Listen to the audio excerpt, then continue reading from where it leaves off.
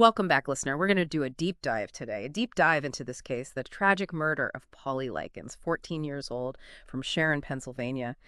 And you know what makes this deep dive so important to me? Hmm. We're going beyond just the headlines here. We've got news articles, statements from LGBTQ plus organizations, legal documents, even Pauly's obituary. We're going to use all of this to really understand the complexities of this case, the search for justice and how a community grapples with such a horrific loss.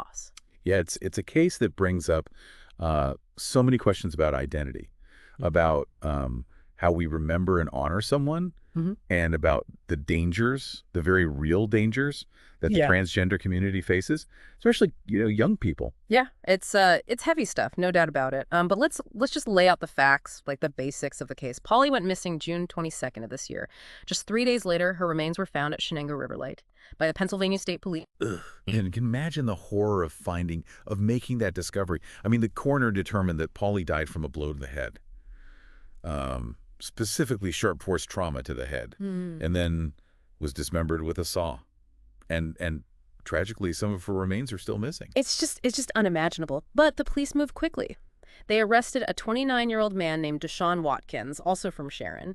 He's now facing some incredibly serious charges: first-degree murder, aggravated assault, abuse of a corpse, and tampering with evidence. When you look at what the police have put together, it just paints this grim picture. Yeah, the police investigation seems thorough, and the evidence against Watkins seems pretty damning. They've got cell phone data that places Pauly at Bud Street Public Park in Canoe Launch in the early morning hours of June 23rd, just hours after she was last seen. And get this, surveillance footage shows someone waiting there. It's just chilling to think that someone could have been waiting for her. Shortly after, Watkins' car is seen leaving the area. And there's more, right? There's footage from Watkins' apartment building. It shows him struggling to carry like these heavy bags out to his car. This was the day after Pauly disappeared. The police search his apartment. They find blood evidence and a receipt for a saw purchased June 23rd. It all fits together in this really disturbing way. Like a horrible puzzle, and the police are just uncovering, more and more pieces to this awful picture. But here's where the case takes an even more complicated turn. There's this debate, this painful debate, surrounding Pauly's gender identity. Right, and it's heartbreaking to me that this is even an argument, a point of contention, while Pauly's family is just trying to grieve this unspeakable loss. Yeah. Pauly's father has been very vocal. He insists that Pauly identified as male. But then you have Pauly's mother, her friends, a number of LGBTQ plus advocates who are adamant that Pauly identified as a transgender girl. Yeah, it's such a stark contrast. You have the father's grief, which is so raw and so public. And set against that, you have the LGBTQ plus community, who are, publicly calling for Pauly's chosen identity to be recognized, to be respected, even in death. And it really forces us to ask ourselves, how do we honor someone's truth, especially in the face of such tragedy? Who gets to speak for them when they're gone? It's just so complex, and it kind of leads into the next big question, this looming question. Was this a hate crime? Here's what we know. The Mercer County District Attorney has stated publicly that at this time, there's no evidence to support adding hate crime charges. They cite Watkins' reported sexual orientation as part of their reasoning, but a lot of people just aren't satisfied with that. That's right. Both LGBTQ plus advocates and Pauly's mother believe that hate was absolutely a motivating factor in this crime. And this case really highlights the limitations of hate crime legislation, specifically in Pennsylvania. Pennsylvania, as it stands right now, doesn't have specific hate crime protections for gender identity and sexual orientation. Wait, they don't? I thought most states had, Right. had those kind of laws on the books by now. They did, actually. Back in 2002, Pennsylvania added those protections. But a court decision in 2007 struck them down. So someone can be targeted for being transgender, but the law doesn't recognize that as a hate crime when it comes to, the charge. Even if it seems obvious, the way someone is targeted might not be reflected in how they're prosecuted. Unfortunately, that's the situation right now. There was a recent attempt to change that, though. House Bill 1027 would put those protections back into law. It passed the State House, but it stalled in the Senate. So for now, crimes that are, motivated by anti-transgender bias, they might not be prosecuted as hate crimes, which is a huge point of contention. In this case, and for the LGBTQ plus community in general, Wow, okay, that's a lot to unpack. It's easy to, get caught up in all the legal details, the arguments, but I think it's so important for us to take a step back here and just talk about Polly's life beyond this terrible crime. We have her obituary and some accounts from people who knew her, and they offer a very, very different picture. Yeah, absolutely. It's so important to remember that Pauly was a young person, a Hmm. child with hopes and dreams, who was Yes. loved by her family and her friends. Her life was so much more than just this one horrific event. Exactly, exactly. She was by all accounts a typical teenager, loved music, video games, getting her nails done, and nature. Her obituary mentions that she dreamed of becoming a park ranger, just like her aunt. Oh, wow. And I was reading through her obituary and it used this phrase that really stuck with me.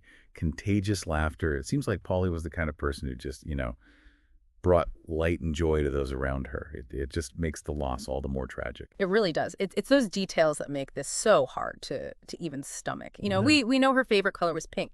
That the vigil that was held in her honor, was organized by the LGBTQ plus Alliance of Shenango Valley on July 13th. It's those little things that just remind you of a life that was stolen. And it's a reminder that, sadly, this isn't an isolated incident.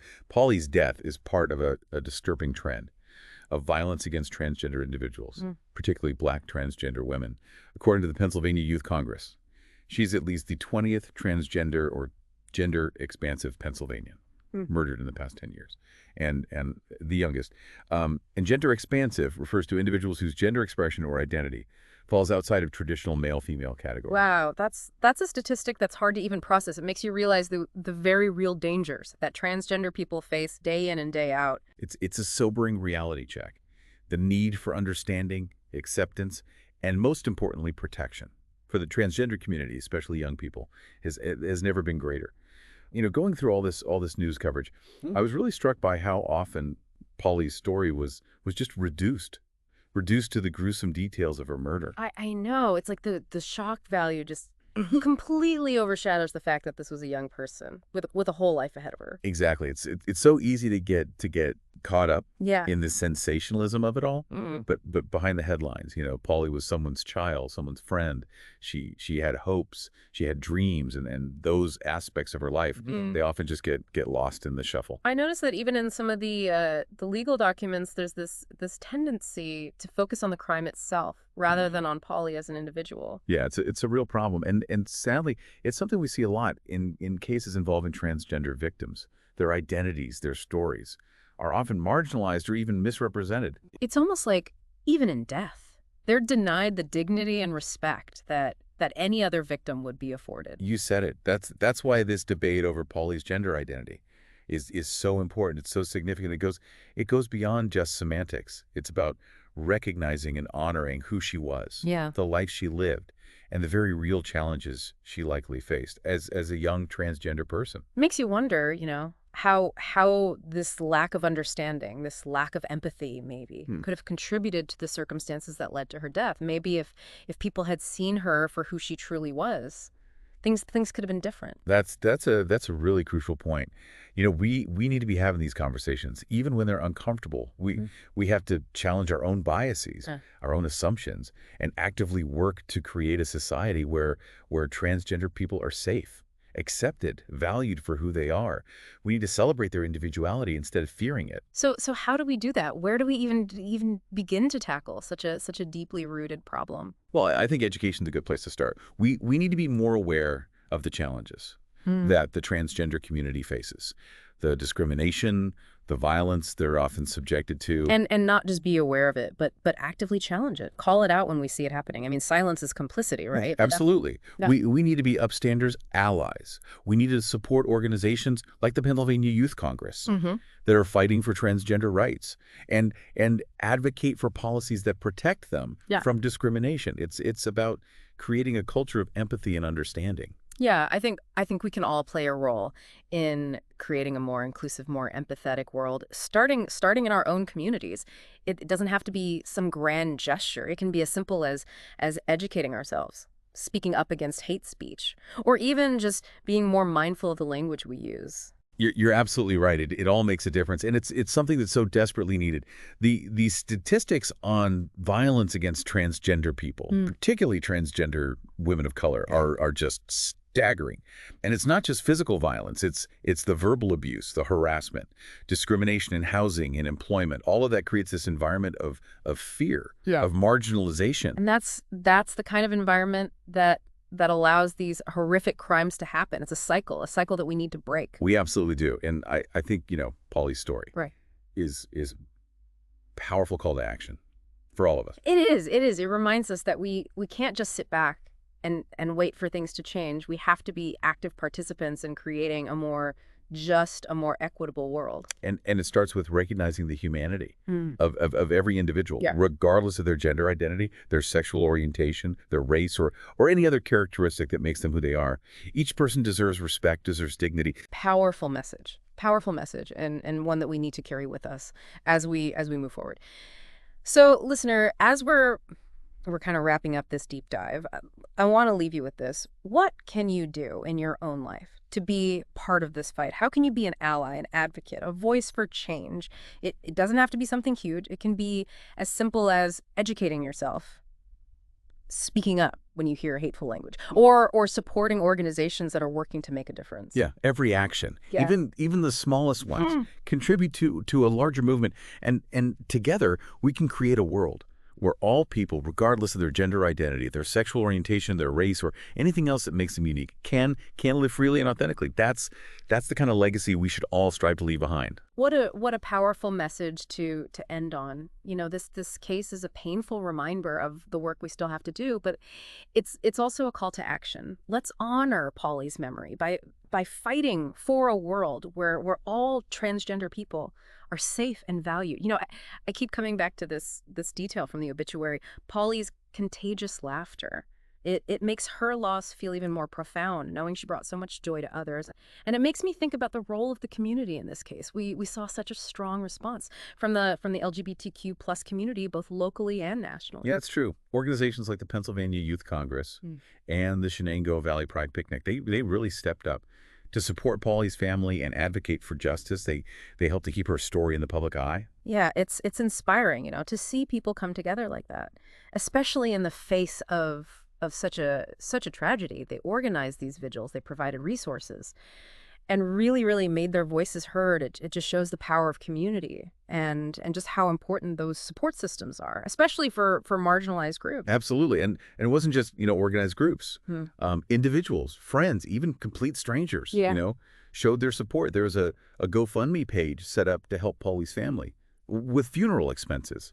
And it raised thousands of dollars. It really is a testament to the human spirit. Yeah. Even in the darkest of times, people can find ways to connect, to offer comfort and help each other heal. It's a beautiful way to put it. It reminds us that even though there's so much hate and violence in the world, there's also this incredible capacity for love, for compassion. And I truly believe that love and compassion are what will ultimately help us build a more just, a more equitable world. It gives me hope. It reminds me that we're not alone in this fight. There are people everywhere working to make a difference, fighting for equality, standing up for what's right.